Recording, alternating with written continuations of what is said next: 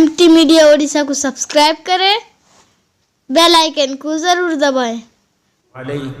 ونعوذ بالله من شرور أنفسنا ومن سيئات أعمالنا من يهده الله فلا مضل له ومن يضلله فلا هادي له ونشهد أن لا إله إلا الله وحده لا شريك له ونشهد أن سيدنا ومولانا محمدا عبده ورسوله أرسله الله تعالى بالحق بشيرا ونذيرا وداعيا إلى الله بإذنه وسراجا منيرا صلى الله تعالى عليه وعلى آله وصحبه وبارك وسلم تسليما كثيرا كثيرا. أما بعد، فأعوذ بالله من الشيطان الرجيم. بسم الله الرحمن الرحيم. تبارك الذي بيده الملك وهو على كل شيء قدير، الذي خلق الموت والحياة ليبلوكم أيكم أحسن عملا وهو العزيز الغفور. وقال تعالى: أينما تكونوا يدرككم الموت ولو كنتم في بروج مشيدة. صدق الله العظيم. وقال النبي صلى الله تعالى عليه وسلم: موتوا قبل أن تموتوا وبادروا بالأعمال الصالحة قبل أن تشغلوا، أو كما قال عليه الصلاة والسلام. اللهم صل على سيدنا مولانا محمد وعلى آله وأصحابه كما تحب وترضى عدد ما تحب وترضى يا كريم. معزز سامعین، حضرات علماء کرام، دوست بزرگوں، پردہ نشین مائیں اور بہنیں، رب ذوالجلال کا ایک اٹل فیصلہ یہ ہے کہ جس کو بھی زندگی دی ہے وہ رب اس کو موت کے گھاٹ اتارتا ہے، اتارتا رہے گا تا قیام قیامت. اسی لیے کہا: کل نفس ذائقۃ الموت، ہر نفس کو موت کا مزہ چکھنا ہے. ایسی حقیقت ہے آج دنیا کا ہر فرد و بشر اس بات کا اقرار کرتا ہے کہ موت آنی ہے، آتی ہے. ایسی حقیقت ہے جس سے روگردانی نہیں کی جا سکتی، نہ کوئی کیا ہے نہ کر سکے گا. کسی شاعر نے خوب کہا: کسی کا کندھا نگینے پہ نام ہوتا ہے، کسی کا کندھا نگینے پہ نام ہوتا ہے، کسی کی عمر کا لبریز جام ہوتا ہے، کسی کی عمر کا لبریز جام ہوتا ہے. عجب یہ فانی سرا ہے کہ جس میں شام و سحر کسی کا کوچ کسی کا مقام ہوتا ہے. حضرت داؤد علیہ السلام کے زمانے میں ان کی ایک امتی نے کہا: اے داؤد علیہ السلام، رب ذوالجلال کے آپ محبوب ہیں، لاڈلے ہیں، نبی ہیں، لہٰذا اللہ سے درخواست کر دیجئے کہ میری موت سے 3 دن پہلے مجھے اطلاع ہو جائے، یا امت کے لیے 3 دن پہلے اطلاع ہو جائے. اللہ اپنے بندوں کو باخبر کر دے تاکہ بندہ کچھ تیاری کر کے، کچھ پڑھا کر کے، کچھ اللہ کا ذکر کر کے، مغفرت کی دعا مانگ کر دنیا سے جائے. حضرت داؤد علیہ السلام نے فرمایا اللہ سے: اللہ تیرے بندے اس قسم کی درخواست کرتے ہیں. رب ذوالجلال نے فرمایا: اے داؤد علیہ السلام، یہ بندے اتنے بھولے، اتنے ایسے ہیں کہ ان کو پتہ بھی نہیں چلتا. 60 سال 70 سال اس زمانے میں تو اور زیادہ عمریں ہوا کرتی تھیں. اتنے دنوں، اتنے سال ان کو دینے کے باوجود جو وہ اپنے رب سے اپنا تعلق نہ جوڑ سکے. 3 دن میں کیا ہو جائے گا؟ جمعے کے لیے اذان دی جاتی ہے، نماز کا وقت بھی مقرر ہے کہ نہیں؟ اور امام صاحب اگر مقرر ہیں تو گاؤں کے وہ نوجوان، وہ مسلمان، دعوت و مسلمانی کا ہے میرا، لیکن انتظار کرتے ہیں کہ امام صاحب تو مقرر ہیں، تقریر میں لمبا ٹائم کھینچیں گے، لہذا اتنی جلدی جانے کی ضرورت کیا ہے؟ جب مؤذن صاحب جمعے کے خطبے سے پہلے جو اذان دیں گے اس کے بعد ہم پہنچ جائیں گے. اس سے پہلے پتہ نہیں ہزاروں کام میں آدمی لگا رہتا ہے. نام مسلمان ہے, کام دیکھیے کیسا ہے. اللہ کہتا ہے وَإِذَا نُودِيَ لِلصَّلَاةِ مِن يَوْمِ الْجُمُعَةِ فَاسْعَوْا إِلَى ذِكْرِ اللَّهِ وَذَرُوا الْبَيْعَ. اللہ کہتے ہیں جب وہ اذان جمعے کی اذان دے دی جائے تو کاروبار, تجارت, زراعت کو سب کچھ چھوڑو اور دوڑو. کس کی طرف؟ اللہ کے ذکر کی طرف. اور ہم کیا مینٹلٹی بنا لیے؟ امام صاحب چونکہ لمبی تقریر کرتے ہیں, تقریر میں جا کر حاضر ہونا کوئی ضروری نہیں, لہذا خطبہ جب شروع ہوگا تب جا کے پہنچ جائیں گے. دیکھیے یہی دنیا میں, دنیا ہی کے اندر رہتے ہوئے 10-15 منٹ, آدھے گھنٹے کا وقت اللہ کے ذکر کے لیے اور نبی کے فرمان کے مطابق اولے وقت میں پہنچنے کے لیے ہم تیار نہیں ہیں. کیونکہ نہ یہ امید لگا بیٹھے ہیں کہ امام صاحب کی تقریر لمبی ہوتی ہے, کیا ضرورت پڑی ہے جا کر دین کی باتیں سنیں. جو انسان اس دنیا کے اندر اتنا کاہل اور سست بنا ہوا ہے, آخرت کے اعتبار سے کیسے وہ چاق و چوبند ہو جائے گا بولیے. تو یہ عمریں اللہ نے ہمیں اس لیے دیا ہے تاکہ ہم اللہ کے ذکر میں رہیں. کوئی لمحہ ہمارا ذکر اللہ سے خالی نہ جائے. بہر جا کے باش خدارا غافل مباش, جہاں کہیں رہو اللہ کے ذکر کے ساتھ رہو, یہ اللہ کہتا ہے. لیکن ہم غیبت میں, چغلی میں, اس کے پر اتہام, اس پر الزام, اس کے پیچھے غیبت, اس کے ترقی پر مجھے رشک, اس کی ترقی پر حسد اور حس, یہ ساری چیزیں کلمے والے کو تباہ کر رہی ہیں. اور یہ کلمے والا سوچ رہا ہے کہ میں بہت اچھا کام انجام دے رہا ہوں. یاد رکھو مسلمانوں, بزرگوں, دوستوں, نوجوانوں, علاء الدین صاحب ہم سے پہلے گئے ہیں, ان کے بعد ہماری باری ہے. کب ہے اللہ ہی جانتا ہے. تو جو باری آنے والی ہے اس کو مد نظر رکھتے ہوئے اپنے ایک ایک لمحے کو, ایک ایک سیکنڈ کو ہم کو چاہیے کہ بڑا قیمتی بنائے. اور قیمتی بنے گا اللہ کے ذکر سے, اس کی یاد سے. اس کے یاد میں ہم تنگوش رہیں, چلتے پھرتے, اڑتے بیٹھتے, سوتے جاگتے, معاملات کرتے, آپس میں ایک دوسرے کے ساتھ ملتے ملاتے, ہر معاملے میں ہم شریعت مطہرہ رب ذوالجلال کی مرضی کو اپنے سامنے رکھیں. اس کی مرضی ہے تو وہ کام کریں, اس کی مرضی نہیں تو وہ کام نہ کریں, اس لیے کہ اس کی نامرضی والا کام ہمارے لیے آخرت میں نقصان دہ بننے والا. اس قبر کے اندر ہم جانے والے ہیں جہاں منو من مٹی کے نیچے ہمیں دبایا جائے گا. میں کسی کو داب رہا ہوں مٹی ڈال کر کے, کوئی مجھے بھی دابنے والا. یہ استہزار, یہ ذہن میں ہمیشہ رہنا چاہیے. آج میں دفن کرنے آیا ہوں, مجھے بھی کل کوئی دفن کرنے آئے گا.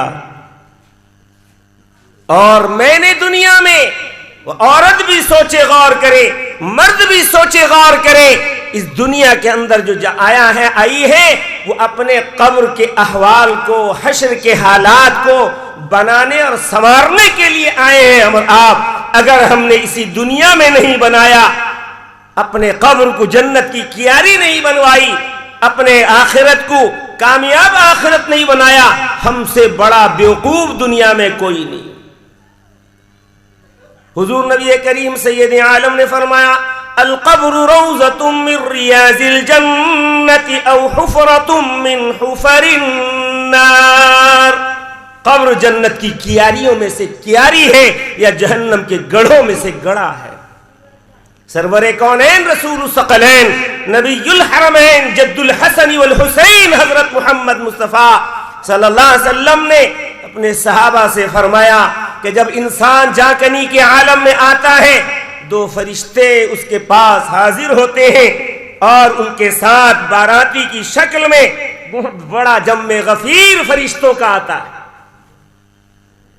اگر نیک روح ہے, ایمان والا روح ہے, ایمان والی عورت کی روح ہے, تو اس کے سامنے خوبصورت شکل میں دو فرشتے آتے ہیں،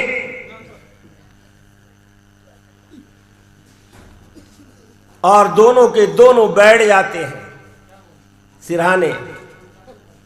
اور اس جاکنی کے عالم میں جو انسان پڑا ہے اب کہ تب دنیا سے جانے والا، رخصت ہونے والا ہے، تا حد نظر اس کی فرشتوں کا ایک جموڑا آتا ہے بارات کی شکل میں اسے لے جانے کے لیے۔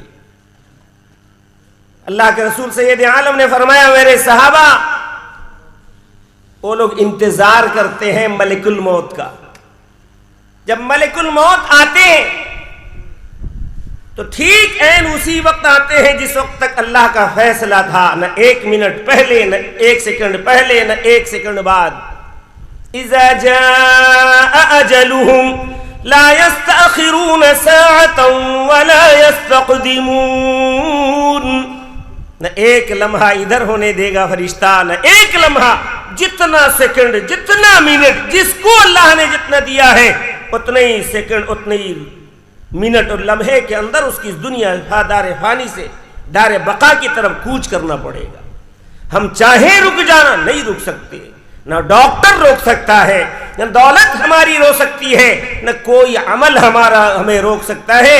اللہ کا فیصلہ اٹل ہے، اسی وقت اس کو جانا ہے۔ اللہ کے رسول نے فرمایا وہ خوبصورت فرشتے ملک الموت آتے ہیں، اس کی روح کو نکالتے ہیں، اور یہ فرشتے جنت سے معطر کپڑا لے کر آتے ہیں اور اس میں اس کی روح کو نکال کر لپیٹتے ہیں۔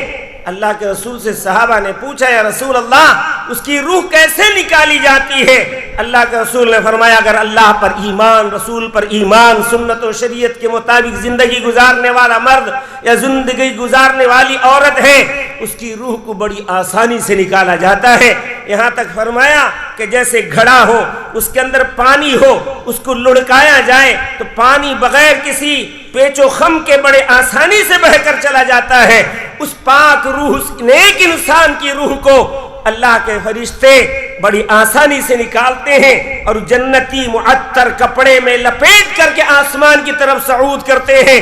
پھر آسمان کے فرشتے کھولے جاتے ہیں دروازے اور ویلکم، خوش آمدید کہتے ہیں، مرحبا تیرا آنا مبارک۔ پہلے آسمان تک پذیرائی ہوتی ہے، دوسرے آسمان تک لے جاتے ہیں، تیسرے آسمان، اسی طرح ساتویں آسمان تک اس کی پذیرائی ہوتی ہے، اس کا استقبال کیا جاتا ہے، فرشتے استقبال کرتے ہیں، اللہ اسے خوش آمدید کہتے ہیں۔ لہذا فرشتے سے اللہ کہتے ہیں فرشتوں اس کو لے جاؤ، اس کی روح کو لے جاؤ، اس کے جسم کے اندر رکھ دو، افرشوا لہ الجنہ، اس کو جنت کا بچھونا دے دو، وَأَلْبِسُوا لَهُ الْجَنَّةَ، جنت کا لباس پہنا دو اور بڑی راحت کے ساتھ اسے وہاں سلا دو۔ جہنم کی کھڑکی کھولی جاتی ہے، کہا جاتا ہے ڈرتا ہے، گھبراتا ہے، فرشتے کہتے ہیں گھبرا مت، یہ تیرا ٹھکانہ ہوتا اگر تو خدا کا دشمن اور باغی ہوتا، اللہ کا کے رسول کا، اللہ کا باغی ہوتا تو تیرا یہ ٹھکانہ بنتا۔ چونکہ تو نیک تھا، صالحین میں سے تھا، علماء سے محبت کرنے والا تھا، اس طرح نبی سے محبت کرنا دین، علماء سے محبت کرنا دین، اس لیے کہ نیابت رسول انجام دینے والے علماء ہوتے ہیں۔ آپ نے ایک جگہ فرمایا کسی نے اگر کسی عالم سے مصافحہ کیا گویا کہ اس نے مجھ سے مصافحہ کیا، کسی نے اگر ان سے بغاوت کی گویا کہ اس نے مجھ سے بغاوت کی، اور وہ اللہ کا باغی ہے۔ بہرحال اس نیک روح کو ڈالی جاتی ہے لا کر جسم کے اندر، اور پھر اسے جنت کا کپڑا اور جنت کا لباس، جنت کا بچھونا دیا جاتا ہے، اور پھر فرشتے کہتے ہیں نم کا نومت العروس، ایسے سو جا جیسے شب زفاف میں پہلی رات میں دلہن کو دلہا پسند آ جانے کے بعد دلہن کو چین کی نیند آتی ہے، تیرے رب نے تجھے پسند کر لیا ہے لہذا چین کی نیند سوتا رہو۔ کب تک سوئے گا؟ جب تک قیامت آ نہ جائے۔ یہ اس کو اللہ کی طرف سے انتظام کر دیا جاتا ہے، جنت کی کھڑکی کھول دی جاتی ہے، ٹھنڈی ٹھنڈی بھینی بھینی خوشبو ہوائیں آتی ہیں اور آرام سے قیامت تک سوتا رہے گا۔ برخلاف اس باغی اور دشمن خدا رسول کے نافرمانوں کا انجام اتنا خطرناک ہے۔ اللہ کے رسول نے فرمایا کہ فرشتے دو آتے ہیں اور کریہ المنظر، بڑے بد شکل میں ایک دو فرشتے آتے ہیں، کالے بھجنگے، آنکھیں بتایا نیلی نیلی آنکھیں ہوتی ہیں، جن کی وجہ سے اس قدر خوفناک انداز میں نظر آتے ہیں کوئی آدمی دیکھے تو گھبرا جائے۔ اور ان کے ساتھ اسی طرح باراتی کی شکل میں اور بھی فرشتے آتے ہیں اس کی روح کو لینے کے لیے، اس کے سرہانے بیٹھ جاتے ہیں اور پھر فرشتے انتظار کرتے ہیں ملک الموت کا۔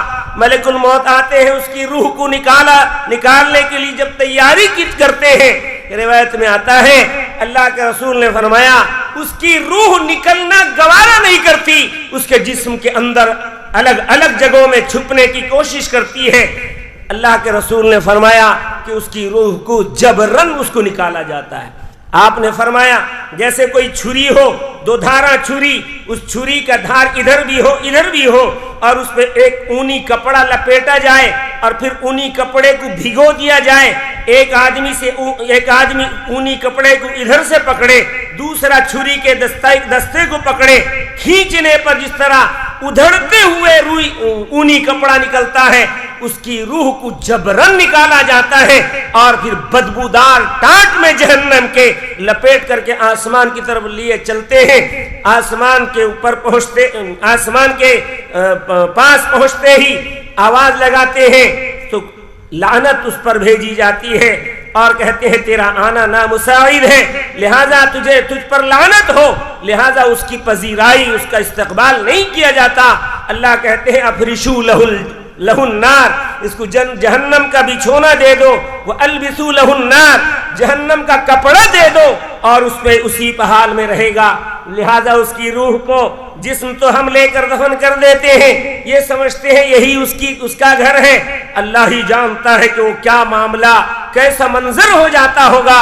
اللہ ہی بنانے والا، پیدا کرنے والا، خالق ارض و سما، مالک کل کائنات، وہی اسی کو معلوم ہے کیفیت۔ بہرحال اس کی روح کو ڈالی جاتی ہے اور پھر فرشتے سوال کے لیے آتے ہیں، جواب تو دے ہی نہیں سکتا، لہٰذا اس پر عذاب کے فرشتے مسلط کر دیے جاتے ہیں، جہنم کے بچھونے میں ڈال دیا جاتا ہے کہ لباس بھی جہنم کا پہنا دیا جاتا ہے اور پھر جنت کی کھڑکی کھولی جاتی ہے تو خوش ہوتا ہے۔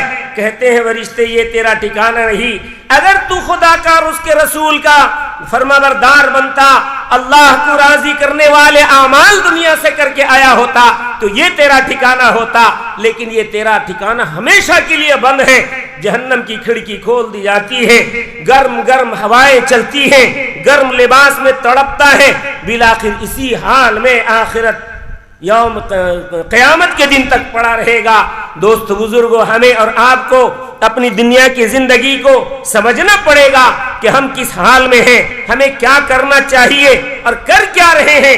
اللہ تعالیٰ اسی لیے قرآن میں سورہ ملک کے اندر فرماتے ہیں تبارک الذی بیدہ الملک وہو علی کل شیء قدیر، کہ وہ اللہ جس کے قبضہ قدرت میں ساری کائنات ہے، وہ اللہ جس کے قبضہ قدرت میں پوری کائنات ہے، الذی خلق الموت، جس نے موت کو بھی پیدا کیا ہے، والحیات، حیات کو بھی پیدا کیا ہے۔ کاہے کے لیے پیدا کیا؟ تاکہ آزمائیں، جانچیں، امتحان لیں کہ تم میں سے کون اچھے عمل کا کرنے والا ہے۔ یہ موت حیات ہمیں جو دی گئی ہے عیش و آرام کے لیے نہیں، بلکہ عیش و آرام کے ساتھ ساتھ اس کی عبادت کرنے کے لیے۔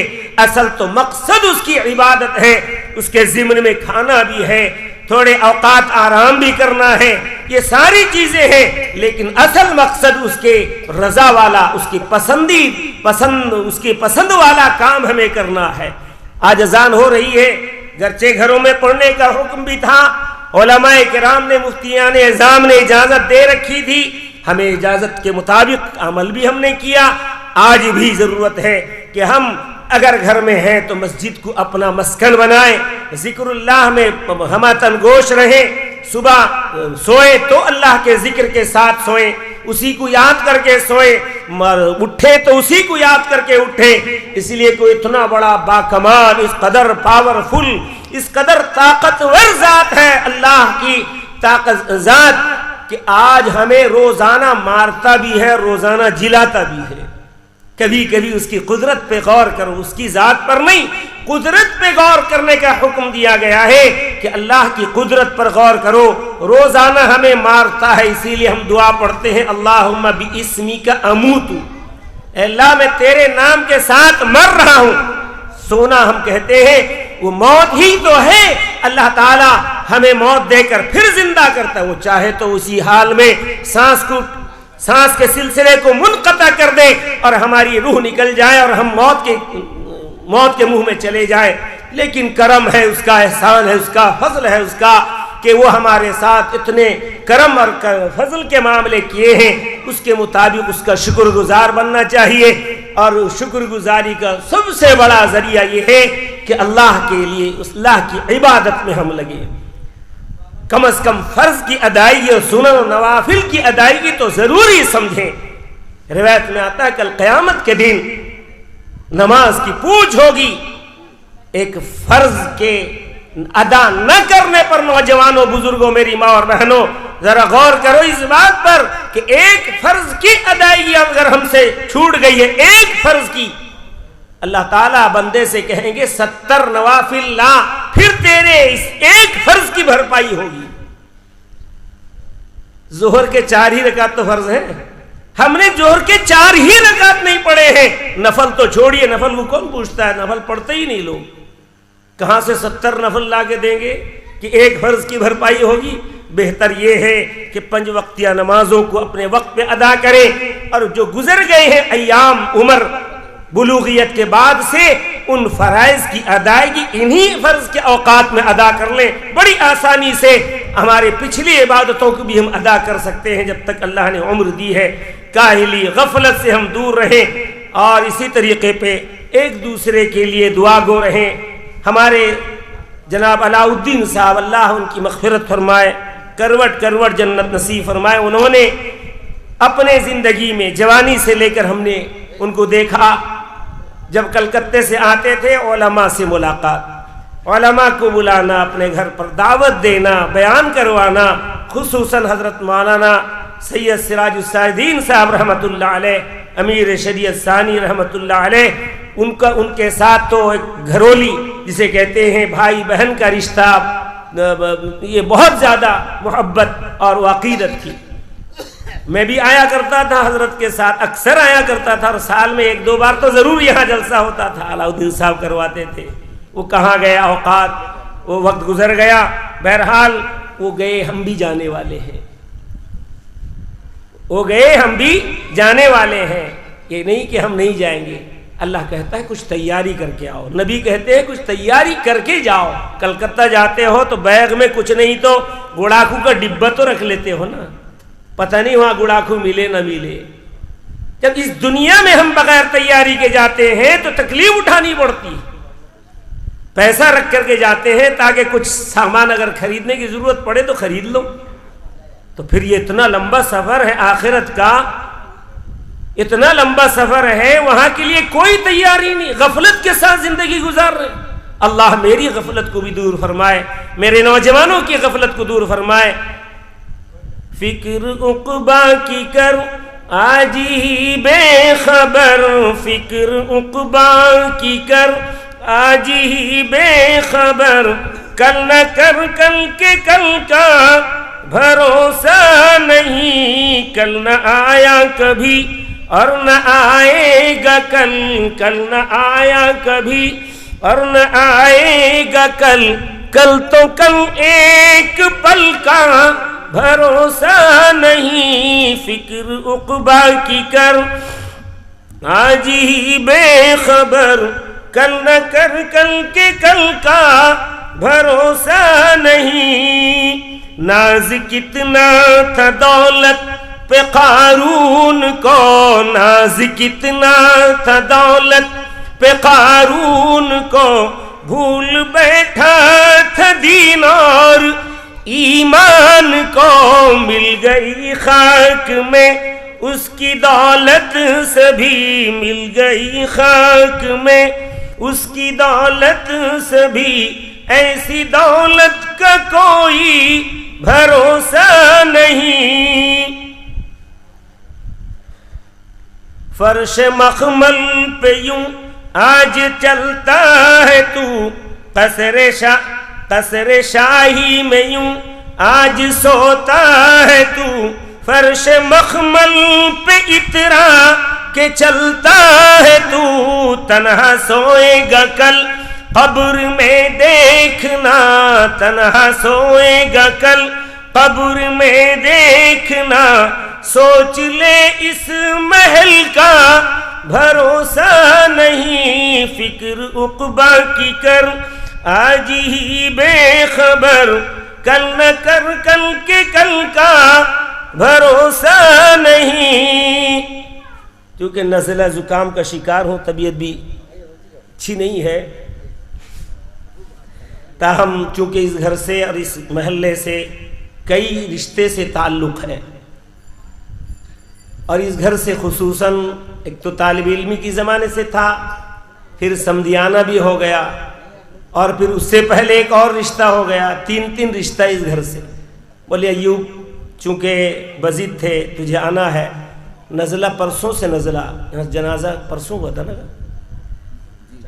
ہاں 3-4 دن سے نزلے کے شکار ہوں، تاہم چونکہ ایک محبت ہے، تعلق ہے، لہذا حاضر ہو گیا۔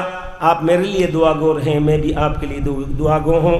اللہ ہم سبوں کو اپنی مرضی والے کام کو کرنے کی توفیق دے، نامرضی والے کام سے ہم سب کی حفاظت فرمائے۔ میں بھی علاء الدین صاحب کے لیے، ان کے خاندان کے لیے دعا کرتا ہوں، اللہ تعالیٰ ان کی اور ان کے تمام مرحومین اور اس گاؤں کے، اس علاقے کے سارے مرحومین کی اللہ مغفرت فرمائے، کروٹ جنت نصیب فرمائے۔